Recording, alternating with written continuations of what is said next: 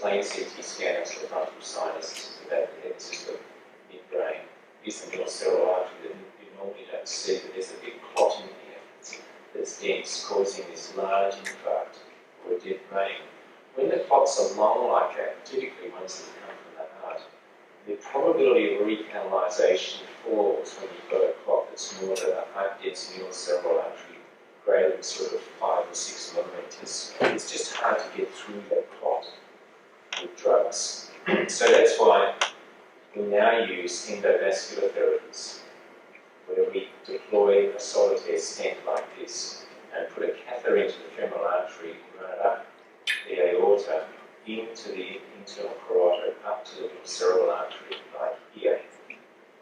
There's the clot here in the middle cerebral artery, so there's an internal carotid coming up to the anterior cerebral, middle cerebral. Here on angiography, you can see there's a filling defect here.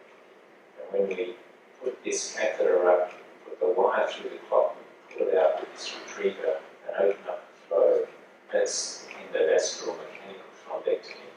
Is a case we did where we put the catheter up. This is sort of straight through the head. This is the anterior cerebral artery going out the centre of the head. This is the middle cerebral artery going out to the ear, and it's blocked. So the person can't move their left side, they can't see to the left, and they've got no awareness of the left. And you put the catheter up, pull out this clot, and restore flow to the middle cerebral artery territory.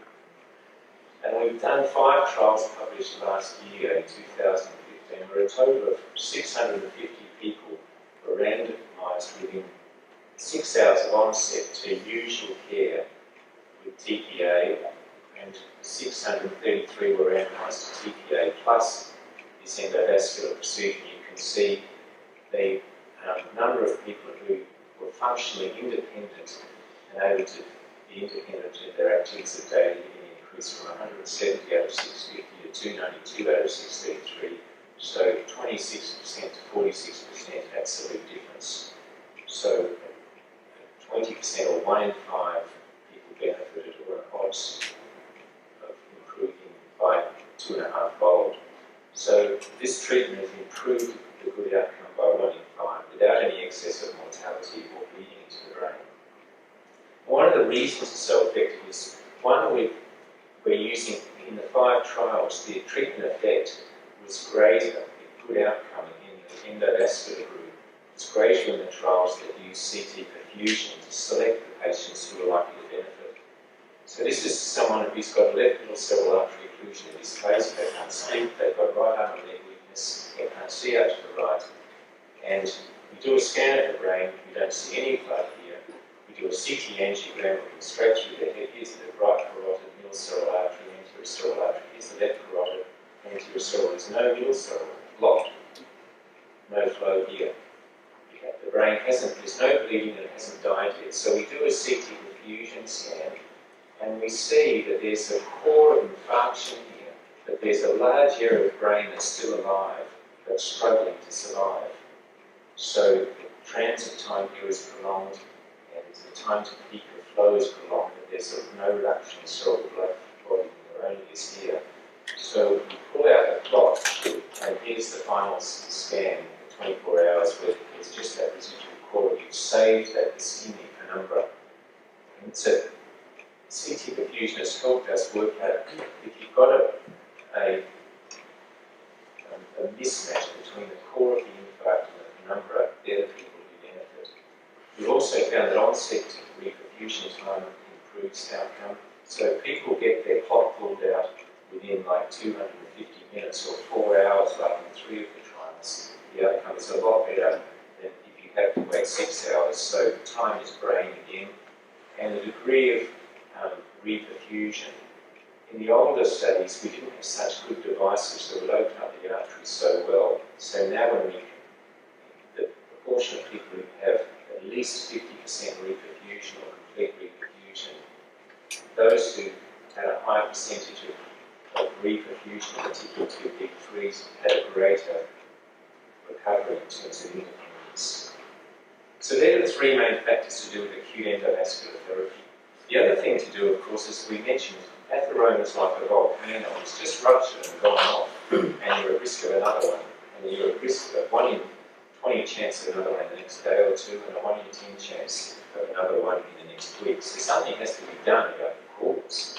That clot we just pulled out has just come from here down the neck or the heart. So what do we do about stopping that going off again?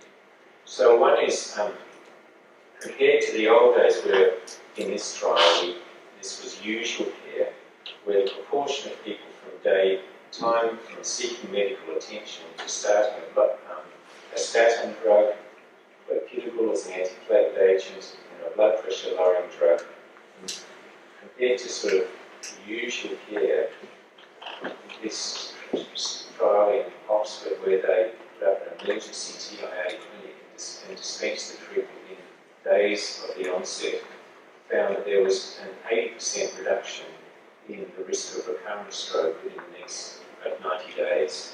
So here's the risk with usual care, 6% within a couple of days, 12 to 11% at 90 days, and reduced to about 2% at 90 days with just good medical therapy. The other thing to do is to get rid of the lesion if it's symptomatic, with carotid endarterectomy, cutting out the lesion in the neck, or carotid stenting, passing up a wire. And so, compared to best medical therapy, where the proportion of people with severe carotid stenosis who survive without a stroke or death is about, as you can see, about 20% for 5 years. There's an early risk of the procedure of about 5 or 6%, but if one gets rid of that disease, then the risk of recurrent stroke is halved from about 30% down to about 15%, an absolute risk reduction of 7% or an upper limit of 3 to 7. Now, in the longer term, are you out of the woods? Well, you're not, because about 50% of people, or 1 in 2, who've had a TIA or a ischemic stroke have another vascular event in the next 10 years. And this is what happens. This is an artery of one of my patients who's sadly died, but had a stroke due to this lesion in the neck a few years ago, and that plaque ruptured, and then they developed more atheroma on top of this, and then this plaque ruptured, and they ultimately died. So the important thing is to maintain a lower blood pressure, cholesterol lowering, smoking cessation, and antiplatelet therapy in the form of clopidogrel or aspirin with dipyridamole. Because as you know, when a surface of an artery is eroded or ulcerated by a ruptured plaque like atheroma, then the platelets bind to the subendothelial collagen and motility brain factor and become activated, and then there's exteriorization of the glycoprotein 2B3A complex, and that then is a receptor for fibrinogen.